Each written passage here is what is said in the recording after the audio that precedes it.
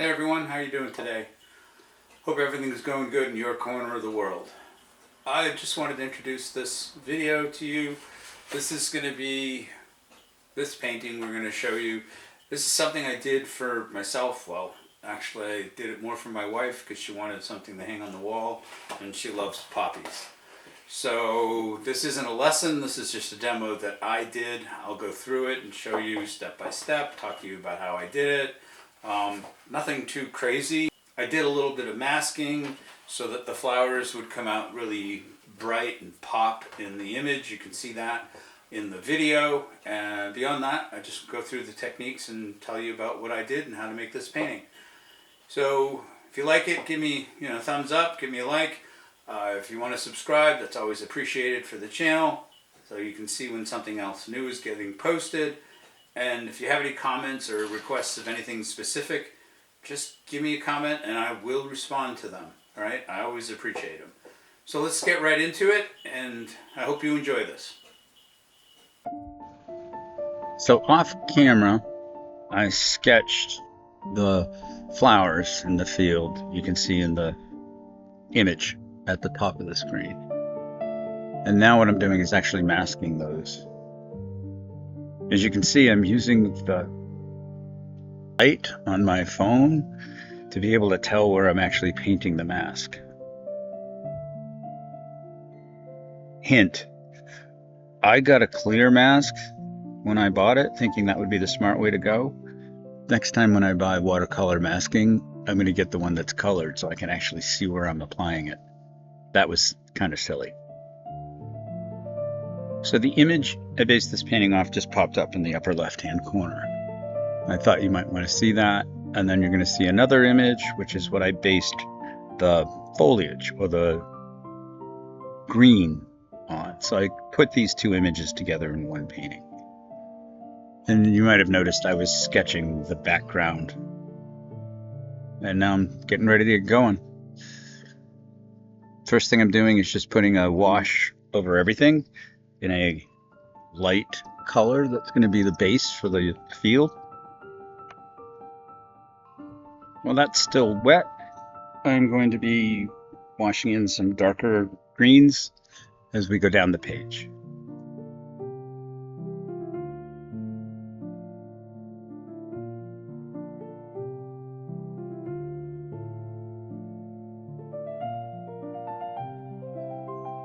And I'm drying this whole thing off before moving on to the next step.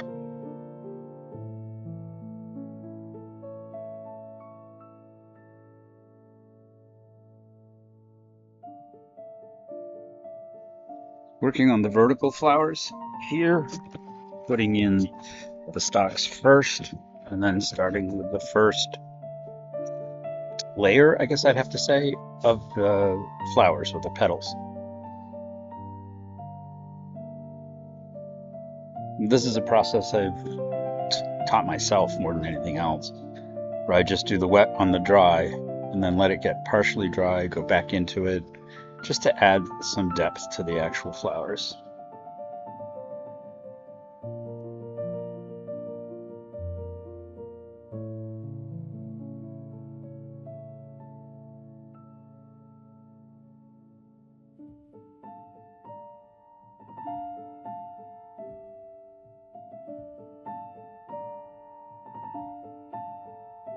The image with the field had these really beautiful long pieces of like grass with seed on top. I don't know exactly what kind it is, but right, this is me going back in over the purple before it all dries out.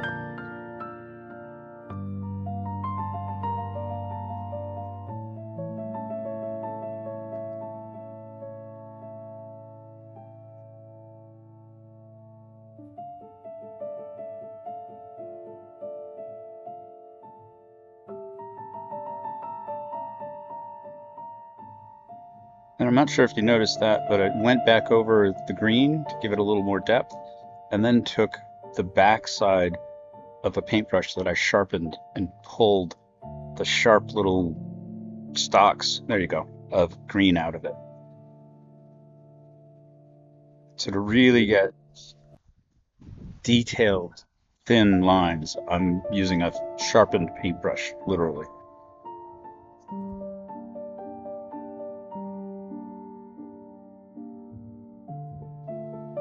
Pretty obvious, but working on the foliage and the stalks of some of the main flowers over the background. And now I'm putting in a dusting of red. That's the red poppies in the distance, trying to keep it masked off from getting into the sky.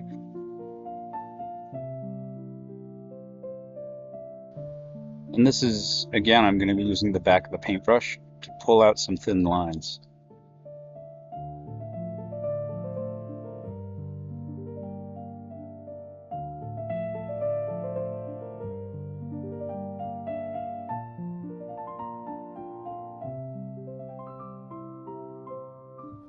Trying to keep this loose, indicating like leaves in the background, but just really running over this quickly. I'm not putting a whole lot of absolute thought into where everything's going. And then start washing behind that to give it a little more depth. And if you notice, the stalks are now dry by this time.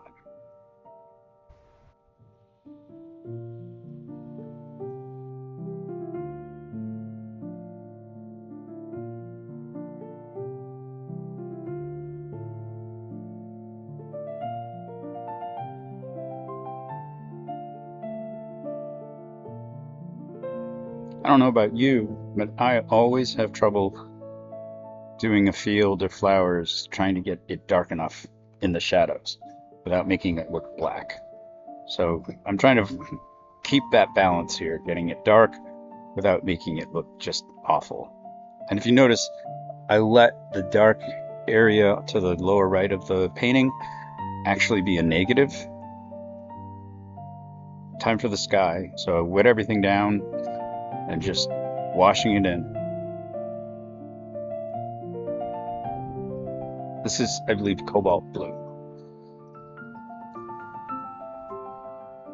Trying to keep the shape of clouds in the sky without having to actually go back and take a paper cloth.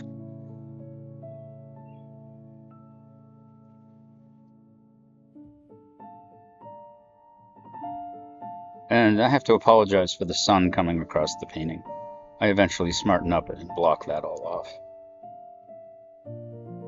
So you can see I'm removing the mask and going in with the poppies. And I'm trying to keep these really loose. This is just a base.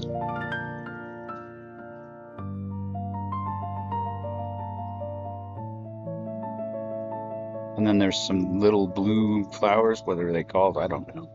So before that red dries completely, starting to shape some petals.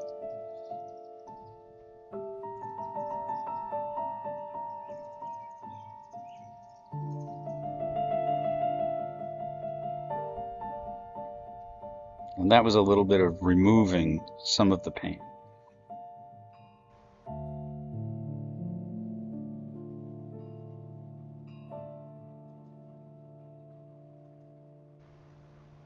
I'm getting rid of the mask again so I can start again.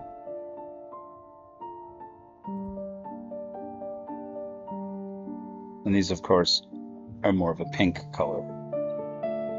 It's the same process though, right? And you can see I'm going back into the red, trying to keep an eye on it. I let it dry enough that it's not going to be like just a wash and blend together, but not so dry that it becomes a hard line. It's watercolor, folks. You know, you got to keep an eye on it.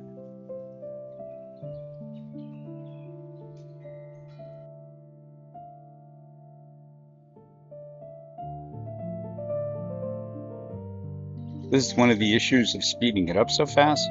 But when I let the red dry out too much, you notice I come in and I missed it.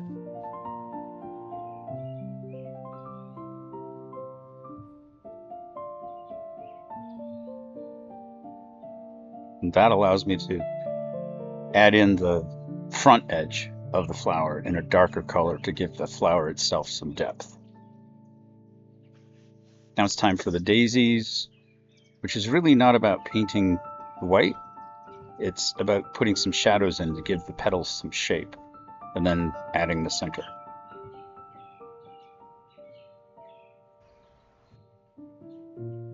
While that's working, get some trees in here.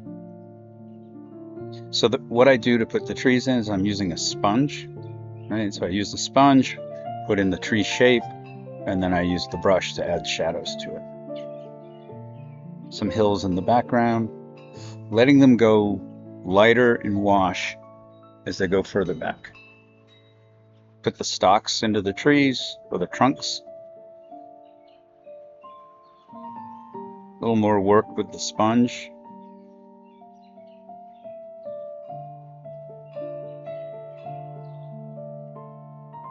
Some shadows on the edges of the daisy center. At this point, I'm just looking for things that I want to finish up.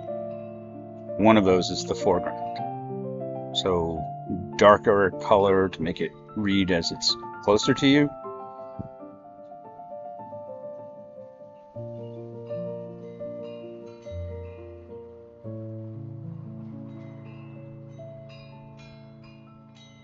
And pardon the bells in the background, but I'm outside recording this and it's rather windy.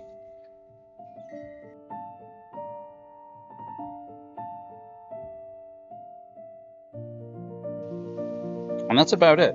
I'm going to bring in the two images of the originals in just a moment so you can see what the inspiration was. I hope you like this. If you did, give me a thumbs up.